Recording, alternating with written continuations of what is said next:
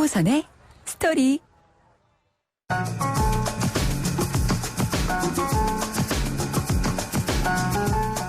안녕하십니까. 주말 아침을 청취자 여러분과 함께하는 YTN 뉴스 FM 황보선의 스토리입니다.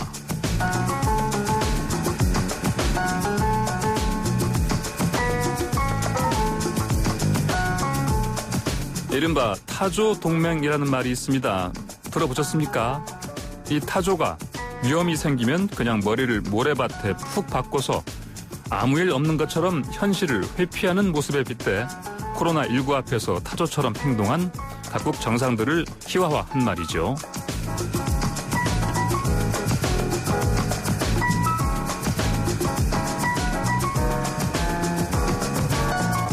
코로나19 그까짓 거 별거 아니라며 마스크 착용을 거부한 도널드 트럼프 미국 대통령, 그리고 마스크 착용 의무화에 거부권을 행사한다더니 확진 판정받은 자이르 보소나루 브라질 대통령, 전 국민의 60%가 감염되면 해결된다는 집단 감염을 주장하다 코로나19에 걸렸다가 기사회생한 보리스 존슨 영국 총리 등이 바로 이 타조 동맹 회원들입니다. 그런데 이런 사람들 적지 않습니다. 개인 영역이 아니라 공적 영역에서 타조 같은 짓을 하면 여러 사람에게 피해 줍니다. 저 스스로도 좀 되돌아봅니다. 그런데 타조가 모래에 머리 박는 건 애써 낳은 소중한 알을 모래 밑에 숨기는 모습이라고 하네요. 타조는 시력이 25 정도. 눈 좀 좋은 제 시력도 1점이니까 타조 시력 25는 아주 높은 것이죠. 사자 같은 천적이 나타나면 이 좋은 시력으로 일찌감치 알아채고 피신하고 사자가 쫓아와도 시속 70에서 90km로 달아납니다. 타조 동맹이라는 말 쓰더라도 이 타조 만만한 새가 아니라는 건 알아야겠습니다. 8월의 첫날이자 첫 토요일 아침 황보선의 스토리는 윤수일 아파트로 문을 엽니다.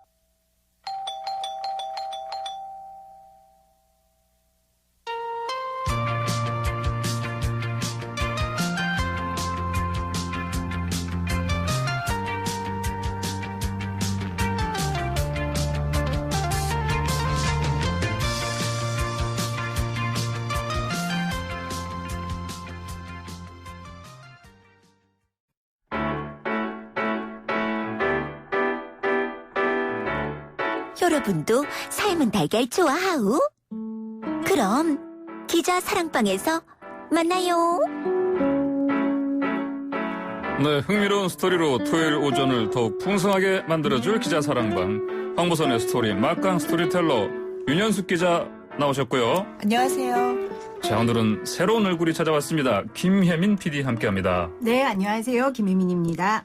네, 개인적인 사정으로 자리를 비운 신흥진 기자를 대신해서 오늘은 YTN 라디오의 대표 앵커, 대표 PD, 대표 수다꾼 김혜민 PD가 네. 이 자리를 꽉 채워줍니다. 네. 자, 함께해 주셔서 감사합니다. 네, 대표 앵커, 대표 PD는 모르겠고요. 예. 대표 수사꾼은 맞습니다. 그래서 제가 우리 네. 앵커한테 허락을 받을 일이 있는데 네. 이제 그 두 가지 버전이 있어요. 하나는 제가 생생경제 네. 앵커 버전이 예, 있고 하나는 제가 또 일요일 오후 1시에 방송되는 한뼘 사이에 제가 또 수다 떨러 나가거든요. 네. 그 두 가지 버전 중에 제가 어떤 걸로 해드려야 될지 그냥 제 맘대로 할까요? 네, 그러세요. 네. 저는 사실 평소 평일에 하시던 거가 좀 더 익숙한데. 주말이니까. 주말이니까. 주말로 할까요? 그럼요.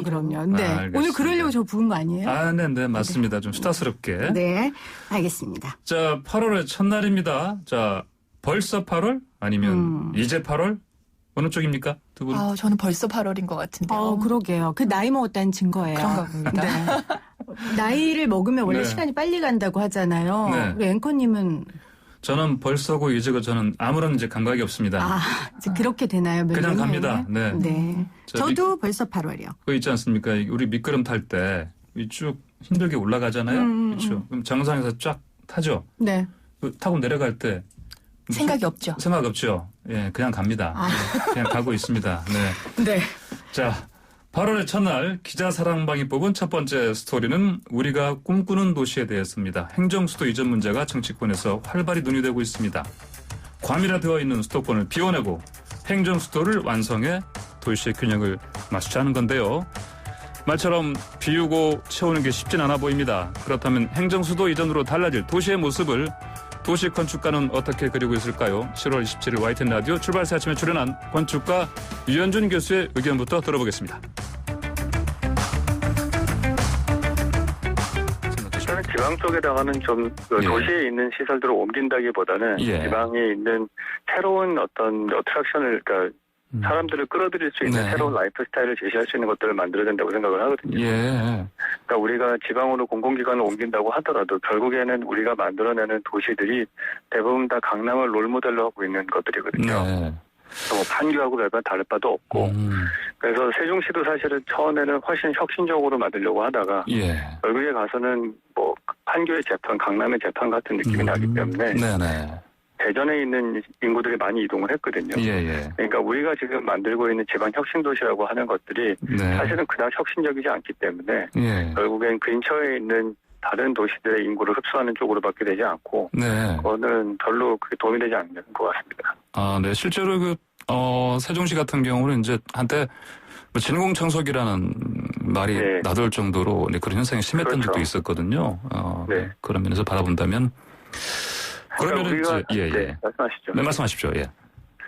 사실 저희 나라 같은 그러니까 우리나라 같은 경우에는 사실 91% 정도가 도시로 인구가 이미 이동을 한 상태이기 때문에 더 이상 새로운 신도시나 택지 개발은 사실 거의 불필요하다고 생각을 합니다.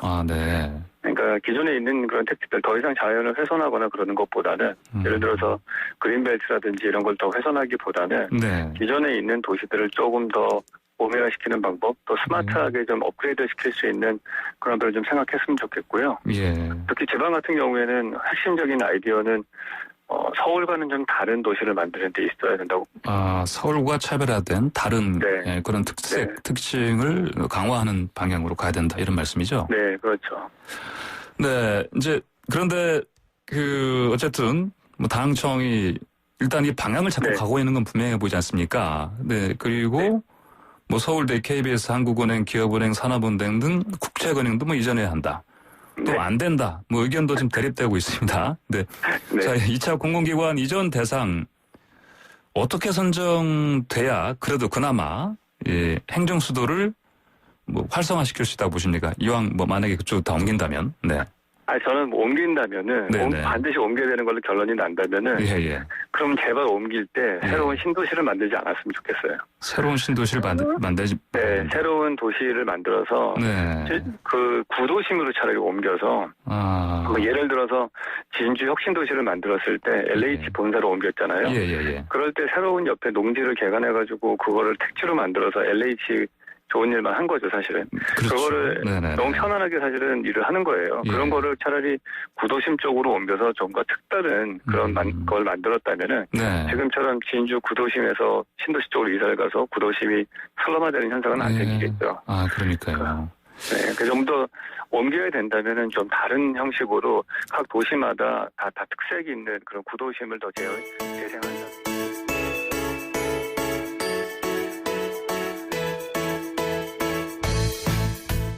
판에 박힌 혁신도시 또는 신도시가 아닌 지역의 특색을 살린 도시가 되어야 한다는 건축가의 시선이었습니다. 또 다른 시선으로 옮겨가 볼까요? 행정수도 이전으로 우리가 얻을 수 있는 경제적 효과는 어떨까요? 7월 30일 YTN 라디오 생생경제에 출연한 경제전문가 최준영 전문위원의 분석을 들어보겠습니다.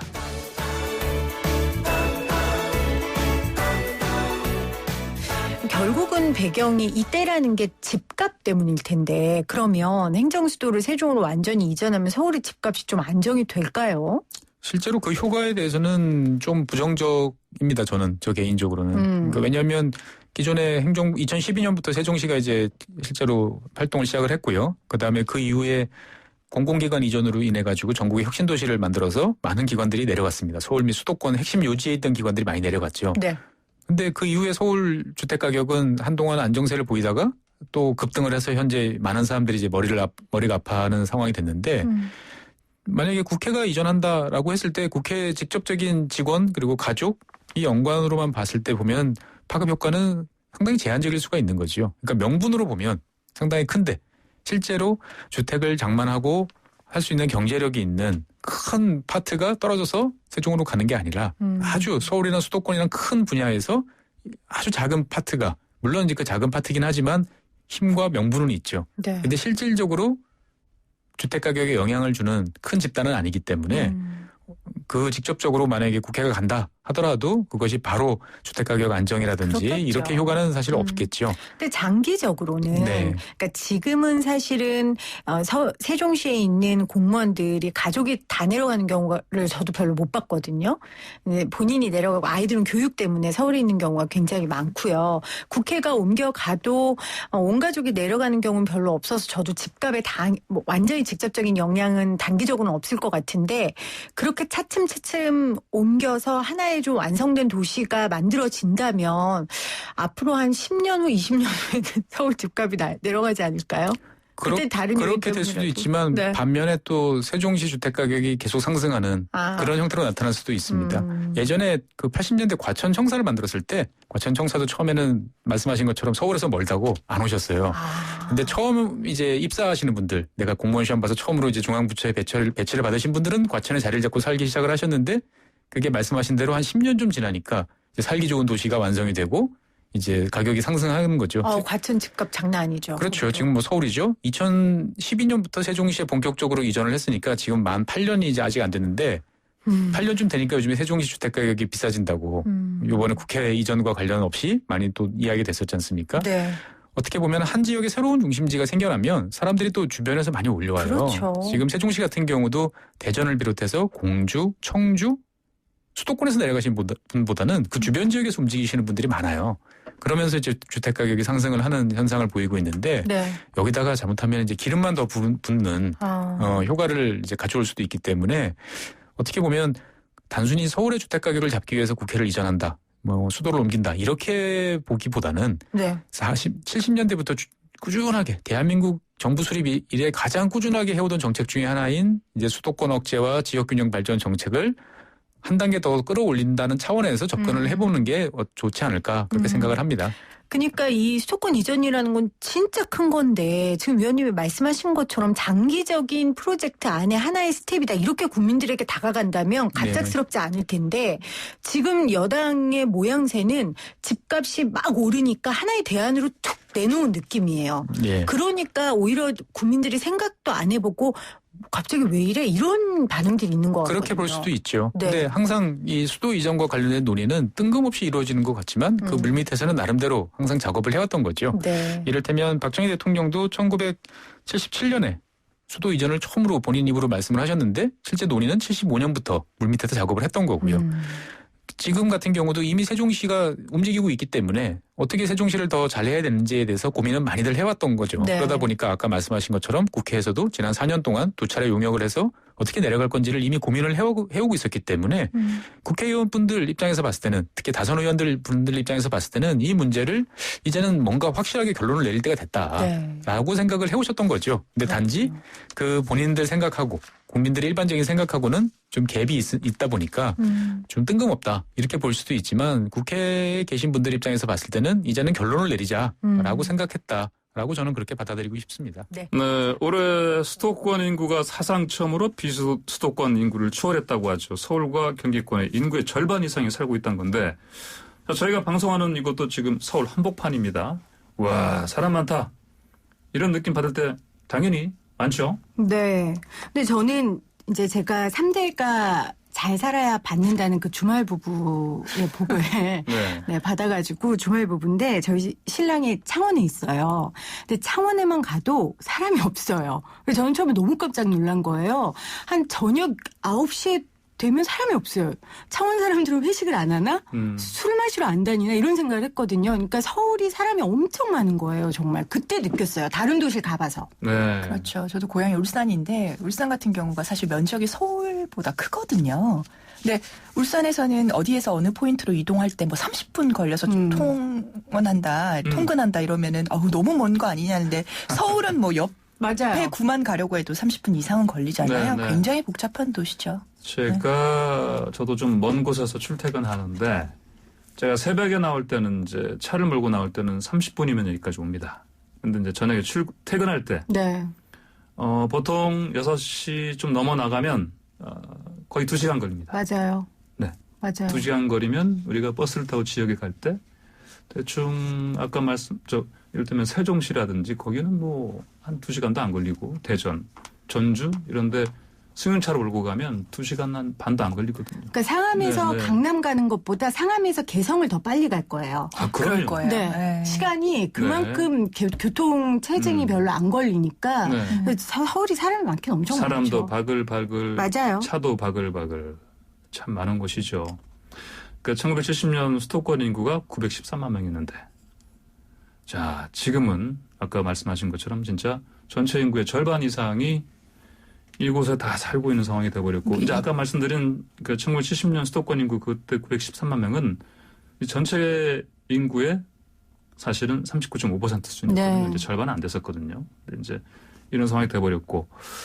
자, 20대 그런데 젊은 층이 아무래도 직장이나 학교 때문에 계속 수도권 또 서울로 이렇게 들어오는 인구가 많다 보니까 갈수록 심해지고 있어요. 통계청 자료 보니까 100년 이상 앞으로 이런 현상이 지속될 거라고 하더라고요. 네, 맞아요. 자, 그런데 세종시로 청와대도 국회도 옮기면 어떤 변화가 생길까요? 서울대, 금융권, 방송사 이전도 얘기가 되고 있는데 뭐 어떻게 보십니까? 일단은 국회가 가장 지금 현실적으로 옮길 수 있는 가능성이 큰 것 같더라고요. 일단 행정부들은 많이 가 있잖아요. 그리고 사법부가 가기에는 또 딸린 게 너무 많고 그리고 외교, 국방 이런 부분은 외교가 옮기면 이제 대사관들도 문제라고 하더라고요. 그렇죠. 서울에 몰려 있죠. 네. 그래서 힘들고 국회는 일단 딱 들어서 옮겨주면 참 고맙겠어요. 저희 청취자들도 문자로 국회를 빨리 옮겼으면 좋겠다고 그렇게 문자를 보내셨더라고요. 그래서 국회는 좀 현실적으로 가능하지 않을까요? 그 국회 대토론회도 또 했더라고요. 네, 그렇죠. 그리고 이제 이를테면 뭐 국회 상임위 가운데 뭐 그 한 절반 정도는 이제 세종시로 옮겨서 그쪽에서 이를테면 이제 그런 회의를 진행하면 되는 건데 사실 실제로 저도 이제 세종시 주재를 해봤었는데 거기 공무원들 특히 이제 과장급 이상 그 위쪽 간부들 공무원들은 걸핏하면 사실은 국회로 불려가거든요. 그래서 이를테면 뭐 저랑 혹시 약속이 있었는데 약속 취소. 대부분이 국회 가는 거야. 그럴 정도로 이제 국회가 서울에 있는 것 때문에 생기는 여러 가지 폐단이 많아요. 사실. 국회가 내려간다면 그런 어떤 행정의 비효율적인 측면이라던가 이런 부분들을 좀 절감할 수 있고 결국은 다 그 세금이잖아요. KTX 타고 이동하고 또 지방 공무원들이 올라와서 서울에서 숙박을 뭐 당연히 불가피하게 할 수밖에 없고 이런 것들이 다 결국은 뭐 행정의 효율이라던가 세금하고 연결되기 때문에 그런 부분에 있어서 아마 국회를 옮기자고 하는 부분은 많은 분들이 공감을 하고 있지 않나 싶고요. 그런 부분도 있고 시끄러우니까 워낙 그 동네가 좀 널찍한 데 가서 싸우라는 그런 국민들의 염원도 들어있지 않을까 하는 생각이 듭니다. 사실 청와대나 이런 것들이 옮기기는 조금 고려해야 될 부분들이 많아서 뭐 개헌 이야기도 실제로 나오고 있거든요. 저희가 이제 2004년에 아시지만 헌재가 행정수도에 대해서 위헌 결정을 내렸기 때문에 다시 관습법을 관습상 수도가 서울이다라는 그런 논리를 들어서 당시에 이제 위헌 결정을 내렸고 이게 이런 논의들이 더 이상 이게 이어지지 못하고 있다가 이번에 다시 했는데 여권 내부에서는 이제 이거를 다시 헌재에 올려서 다시 올리면 좀 승산이 있다 이렇게 보는 것 같아요. 거기다가 지금 뭐 180석이라는 엄청난 여당의 그 힘을 가지고 있기 때문에 사실 마음만 먹으면 할 수 있는 것들이 많죠. 근데 수도를 옮긴다는 건 국민들 모두의 좀 동의와 모두까지는 아니겠지만 대다수의 동의를 얻어야 하는 일이기 때문에 정말 큰 일이죠. 근데 이런 여론의 흐름 같은 것도 좀 고려를 한 것 같기는 하더라고요. 이렇게 발표를 하면서 여론도 좀 변하고 있다라는 이런 근거들을 들기는 했는데 이게 실제로는 어떨지 실제 이게 정말 본격화되고 움직임이 있을 때는 어떤 그런 어떤 여론을 다 수렴을 하고 또 지지를 얻을 수 있을지는 조금 더 지켜봐야 될 것 같습니다. 근데 저는 에피소드가 좀 있어요. 제가 2000년도에 한참 수도 이전 논의가 막 나왔을 때였어요. 노무현 대통령이 그 이슈를 꺼내고 그때 교수님께서 강의실에서 여쭤보더라고요. 이 자리에서 수도 이전 찬성하는 사람, 근데 그 많은 사람 중에 저만 손든 거예요. 혼자서? 교수님께서 혹시 땅 있니 그 지역에 물어보시더라고요. 좀 안타깝게 땅은 저희 아빠가 안 갖고 있고 전 지금도 그쪽에 땅은 없지만 이제 아이를 제가 키우는 엄마로서도 조금 수도 이전이 이루어져서 우리 아이가 조금 널찍한 곳에서 네네. 좀 한산한 곳에서 그렇게 살아나갔으면 좋겠다. 새로운 도시에서 그런 욕심은 좀 있어요. 제가 갈 생각은 없고 이게 참 이중적인 마음인 거죠. 그래서 이번에 이제 공공기관 이전 이야기들 새롭게 신행정수도 이야기 나오면서 나왔던 게 서울대가 가장 뜨거운 감자더라고요. 서울대 네. 이전 문제를 놓고 막 여러 가지 기사들도 나오고 있는데 서울대 옮기는 거는 행정수도 이전 논의가 있을 때마다 뭐 아주 예전에 뭐 97년에도 나왔었고 네네네. 뭐 2004년에는 또 뭐 강원도로 뭐 네네. 옮기자 뭐 이런 이야기도 있었고 뭐 이런 논의들이 계속해서 나오는데 여권 내부에서도 뭐 여러 가지 찬성하는 뭐 아예 뭐 그 서울대나 이런 국립대학을 묶어서 뭐 파리처럼 뭐 1대학, 2대학, 한국 1대학, 2대학 이런 식으로 만들자 뭐 이런 의견들도 있고. 왜냐하면 우리는 그 거주하는 데에 교육이 너무 중요한 문제니까 아마 그 국립대 이전이 현실적인 안이 될 수 있겠죠. 근데 이제 이런 찬성의 의견들도 나오고 있기는 하지만 현실적으로 서울대가 법인화가 되었기 때문에 정부가 뭐 가라고 해서 이렇게 가거나 이럴 수는 없다라는. 근데 가지 않겠다. 그런 거 언급한 적 없다라고 입장을 표명한 건 제가 봤어요. 서울대에서. 지금까지는 계획 없다. 그렇죠. 예. 그리고 뭐 민주당이나 청와대에서도 뭐 이렇게 논의한 적은 없다라고 입장을 밝히긴 했고요. 근데 그렇게 아니다라고 얘기는 하지만 계속해서 서울대 이전에 대해서 기사도 나오고 뭐 여권이나 이런 정치권 인사들이 이야기하는 걸 보면 이게 말씀하신 것처럼 교육이 정말 중요하고 그 지역 균형 발전이나 이런 부분에 있어서 뭐 그 교육의 역할이 중요하기 때문에 계속 이야기가 나오는 것 같아요. 사실 그 세종시 그 우리나라의 그 사실 그 엘리트 공무원들이 많이 살고 있지 않습니까? 사실 그래서 이렇게 고위 공무원들이 모여 사는 그런 도시에는 또 자연스럽게 특히 교육 인프라가 좋아진다. 그렇다고 그러더라고요. 네, 이런 설이 있고요. 어린이집도 되게 좋대요. 네네. 그런 분들이 모여 있는 곳에 어린이집은. 네, 실제로 그런 평가가 있습니다. 세종시에서도. 그래서 아마 지금 거기 가 있는 공무원들 가운데 고위 공무원 말고 사실 젊은 공무원들은 또한 세종시를 이렇게 옮기는 걸 굉장히 반기는 분들도 사실 많이 있을 거예요. 이를테면은. 그리고 그렇게 되면 결국은 이제 그쪽의 인프라가 여러 가지로 좋아지죠. 사실 전국에 있는 도시 가운데 코스트코라는 그 외국계 마트 있지 않습니까? 네네.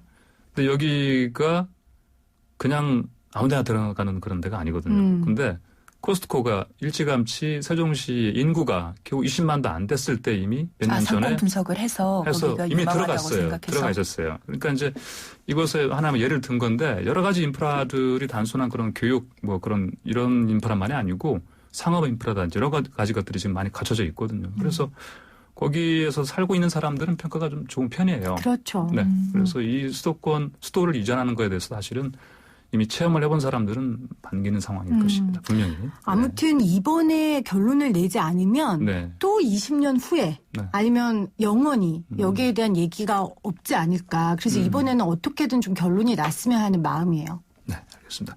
자, 유현준 교수의 지적도 우리가 생각을 좀 많이 해봐야 될 것 같아요. 보니까 세종시는 판교의 재탕, 강남의 재탕 같다는 겁니다. 신도시가 도시로서의 매력은 전혀 살아나지 못한다는 건데 이런 지적 동의하십니까? 일단 살아보셨던? 예, 저는 살아봤죠. 어디 살아보셨어요? 그 세종시. 세종시 안에 그 아파트들이 있는데 제가 사는 곳은 특히 이제 그 기획재정부라든지 그다음에 그 공정거래 가까운 곳에 있었거든요. 그래서 제가 살아보니 물론 이제 이분 윤현준 교수는 이제 이렇게 비판하셨지만 아까 말씀드린 대로 여러 가지 인프라들이 새 것이고 일단 기본적으로 갖춰진 게 많고 그리고 호수가 같이 있습니다. 그래서 즐길 수 있는 것들도 많이 있고 그래서 제가 보기에는 괜찮은 곳인데 다만 유 교수의 지적은 뭐냐면은 이렇게 우리나라에 새로 생겨나는 그런 새로운 도시들이 거의 똑같다. 맞아요. 아파트 중심으로. 판박이다. 판박이다. 뭐 그런 얘기를 하시는 것 같은데. 호수를 꼭 갖고 있어요. 신도시들은. 그렇죠. 맞아요. 광교도 그렇고. 일산도 그렇고. 옵션이에요. 그러니까 수변이 주는 또 매력이 있고 그러다 보니까 그렇게 하는 것 같은데 아마 유 교수님의 지적은 저는 거기에는 공감하는 게 자연을 훼손하거나 이런 것보다는 기존의 도시를 좀 스마트하게 업그레이드 시키는 방법이 고민이 됐으면 좋겠다고 말씀하셨는데 도시라는 게 단순히 편하고 사람 살기 좋고 이런 것보다는 문명을 담는 그릇이라는 표현도 수도 있거든요. 도시가. 그러니까 이번 기회에 만약에 행정수도를 이전을 하게 되거나 혹은 어떤 혁신도시를 좀 더 발전시키는 데 있어서 단순히 인프라를 구축하고 살기 좋게 하기보다 좀 진짜 장기적인 관점에서 이 도시를 혁신적으로 저는 스마트 시티 얘기들을 많이 하고 있는데 저희 나라에서 지금 시범 사업으로 세종의 한 구간하고 부산의 에코시티라고 해서 지금 이제 개발되고 있는 게 있는데 이런 스마트 시티를 만약에 행정수도로 옮긴다고 한다면 처음부터 아주 장기적으로 청사진을 잘 마련을 해서 아예 이렇게 지금 코로나 이후로 많은 그 외국에서도 저희 ICT 기술이라던가 이런 것들에 대해서 찬사를 보내고 있고 하잖아요. 그러니까 이런 것들을 좀 처음부터 좀 100년을 내다보고 이렇게 좀 진행을 하고 스마트 시티 형태로 좀 도시를 처음부터 계획하고 한다면은 참 좋을 텐데 이렇게 어떤 그런 논의 없이 행정수도 이전이 갑자기 나오다 보니까 이제 뭐 부동산 정책에 대한 어떤 그런 대응책이 아니냐 뭐 이런 걸 받는 것 같아서 조금 아쉽다는 생각이 들더라고요. 네. 자 그러면 두 분이 살고 싶은 도시 어떤 모습으로 우리 짧게 한번 저는 얘기해보세요. 네. 일단 안전한 곳. 안전한 곳이요? 네. 그러니까 안전한 도시. 그러니까 우리나라처럼 사실 이렇게 안전한 곳은 없다고 전 지금까지도 생각하거든요. 커피숍 같은 데다 그냥 가방 올려놓고 그 외국인들이 그걸 너무 이상하게 생각한대요. 파리 시내 샹젤리제 앞에서 그냥 해보세요. 큰일 나죠. 1초 만에 눈 감으면 사라진다고. 근데 우리는 없어요. 그냥 뭐 핸드폰, 소지품 그냥 올려놔도 아무 문제 없고 사실 뭐 밤 늦게까지 술 먹고 늦게 들어가도 뭐 밤에 굉장히 안심하고 거리를 걸어가고 그런 게 서울의 굉장히 강점이라고 생각하거든요. 우리나라의 강점이기도 하고요.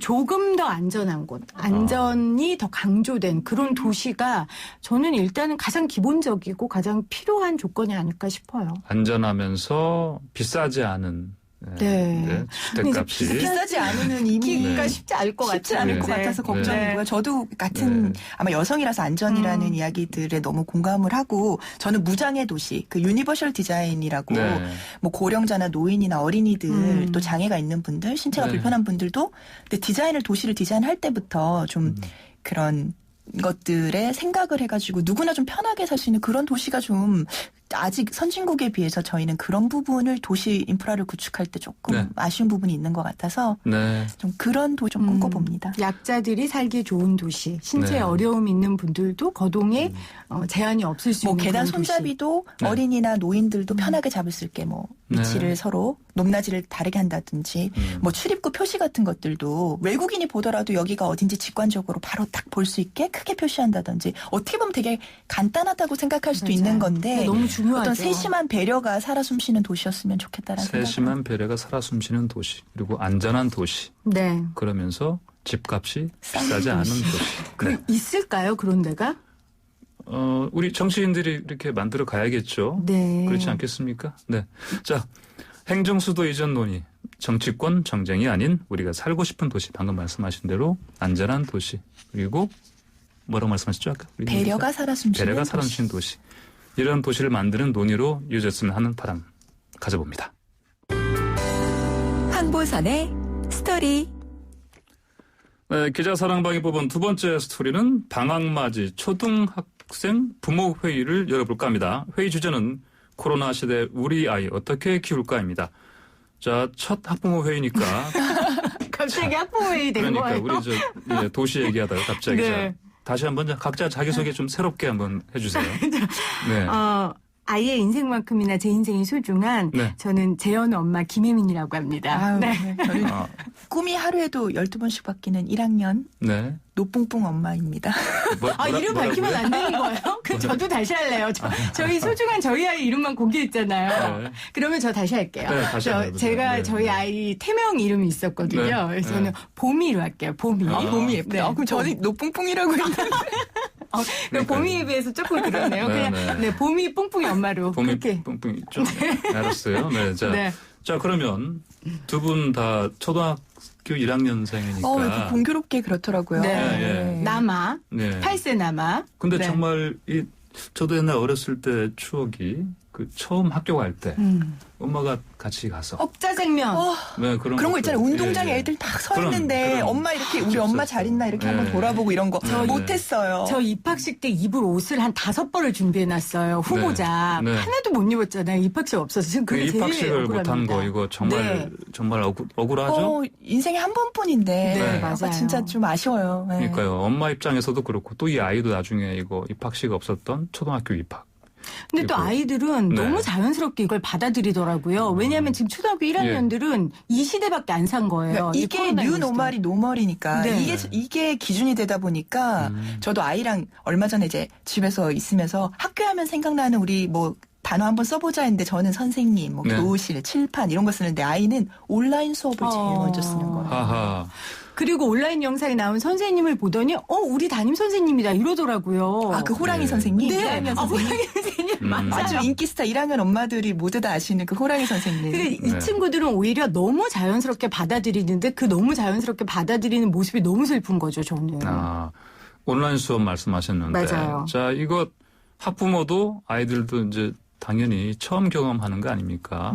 그러면 그 중고등학생들은 인터넷 강의죠. 이거에 익숙해져서 괜찮지만 초등학생들 말씀하신 대로 어떻게들 반응하던가요? 이제 뭐 온라인 수업 어떻게 진행했어요? 이거 쉽지 않았을 텐데. 아직 1학년이다 보니까 뭐 본격적인 그 원격 수업이 아니고 EBS를 이제 아침에 보고 학교에서 나눠주는 학습 꾸러미라고 교과서와 병행해서 하는 일단 학습지 형태의 뭐 과제물이 있어요. 뭐 그런 거를 하는데 1학년이니까. 네네네. 1학년이다 보니까 이제 고학년 아이들은 이제 담임 선생님하고의 원격 수업도 하고 뭐 이렇게 하긴 하는데 1학년이다 보니까 그렇게 진행은 되는데 뭐 아까도 말씀하셨지만 엄마들은 좀 혼란스럽고 옆에 뭐 엄마 계약이다, 뭐 엄마 등교다 해서 엄마들이 옆에서 붙거나 혹은 저희같이 워킹맘들은 이제 조부모님들이 봐주시거나 이제 좀 도움을 받기도 하는데 아이들은 뭐 되게 자연스럽게 받아들이더라고요. 그러니까 이 친구들이 알파 세대라고 불리거든요. 그러니까 한 손에는 젖병을 한 손에는 유튜브를 보는 세대라고 해요. 그러니까 이 친구들은 사실 온라인으로 뭘 보는 게 너무 자연스럽고 종이책을 보는 것보다 온라인으로 뭔가를 컨텐츠를 보는 게 더 익숙한 세대예요. 그러다 보니까 오히려 이 친구들은 그냥 아무 어려움 없이 받아들이는데 그걸 옆에서 도와주는 엄마들이 너무 힘든 거예요. 그리고 아무래도 부모들은 미디어에 노출되는 것에 대해서 사실은 부담도 있고 거부감도 있는 부모들도 계실 거예요, 분명. 그래서 괜히 왠지 싫어요. 네, 그래서 노출을 뭐 TV든 아니면 혹은 이런 그 핸드폰이나 뭐 아이패드 같은 것들을 노출을 안 시키려고 하셨던 부모들도 있을 텐데 이게 정상이 되고 이게 기준이 되다 보니 미디어에 노출되는 시간이나 이런 것들도 늘고 원래 안 하셨던 부모님들도 할 수밖에 없고 이런 부분에서 오는 어떤 가치관의 혼란 겪는 분들도 계시더라고요. 자, 그러면 이른바 조선가정 있잖아요. 조선가정. 할머니, 할아버지랑 생활하는 아이들. 이런 경우는 특히 더 힘들지 않았을까요? 그럼요. 아이도 당연히. 또 뭐 이런 조선가정도 있고 또 사실은 이런 디지털기기를 가지고 있지 않은 저소득층 아이들 같은 경우 그렇고. 그리고 이제 외국인 엄마. 다문화 가정의 부모님들.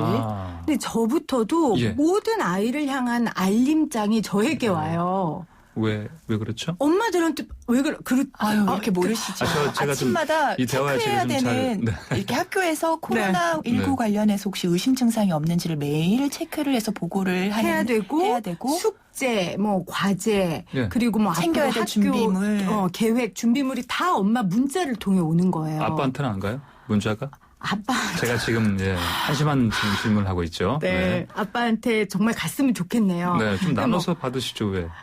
그게 더 어려운 일인 것 같아요. 그냥 제가 하고 말지. 그렇죠?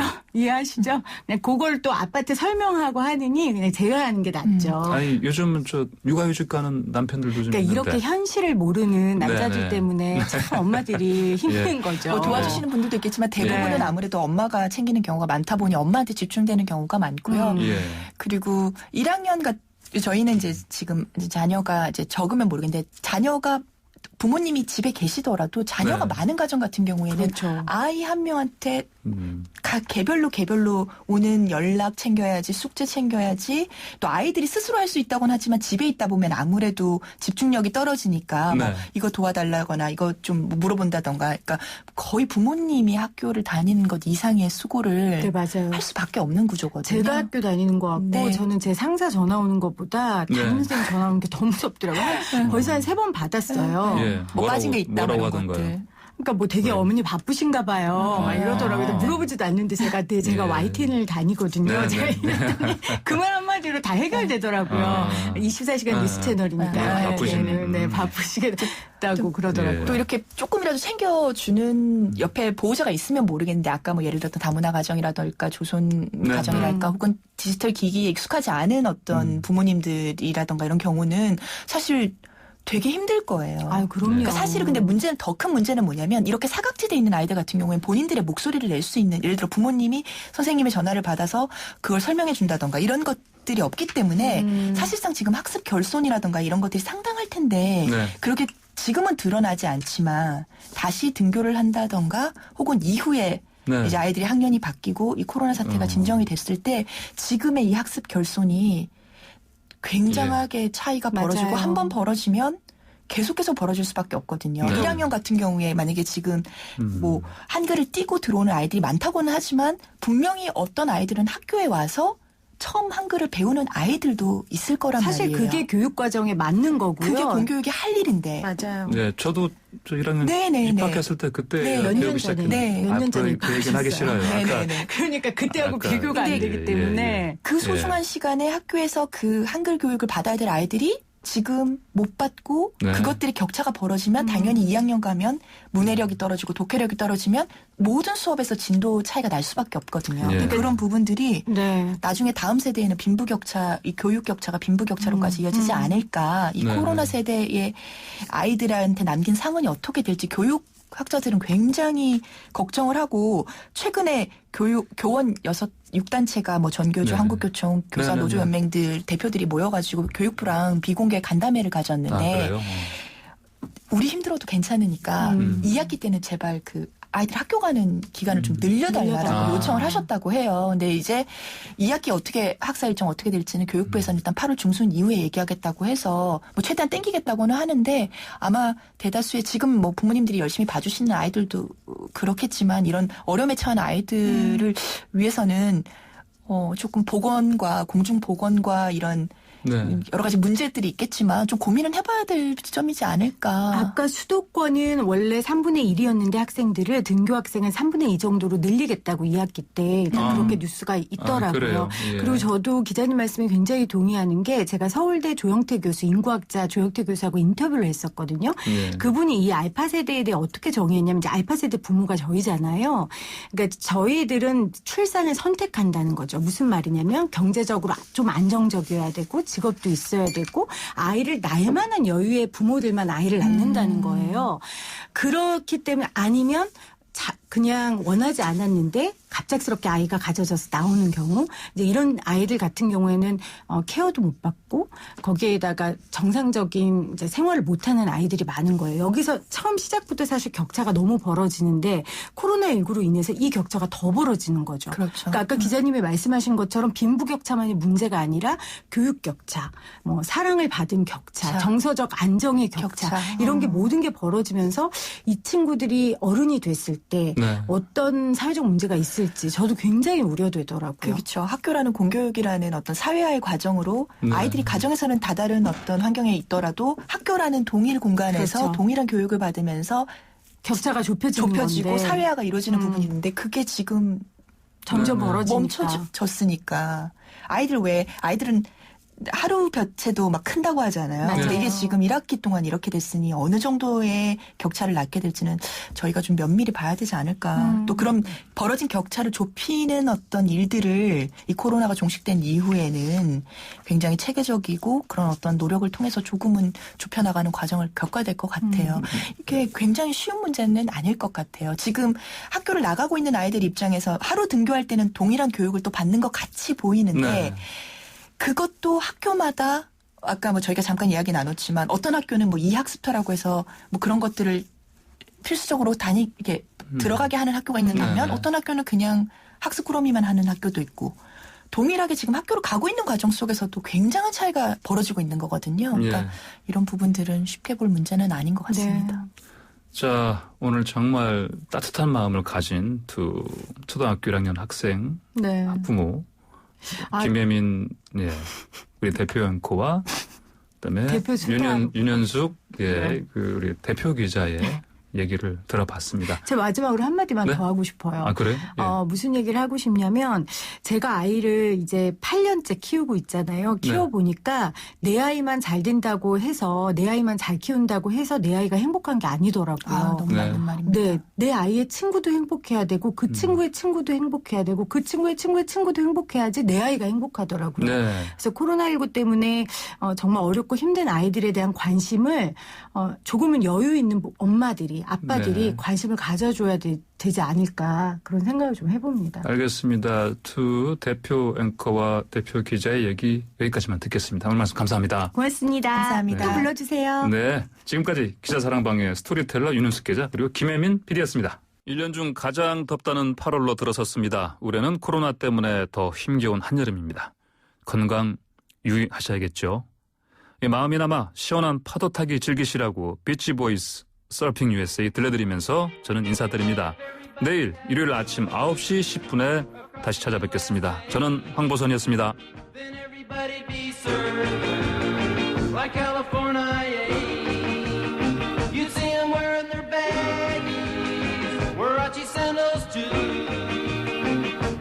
bushy blonde hairdo, serving USA.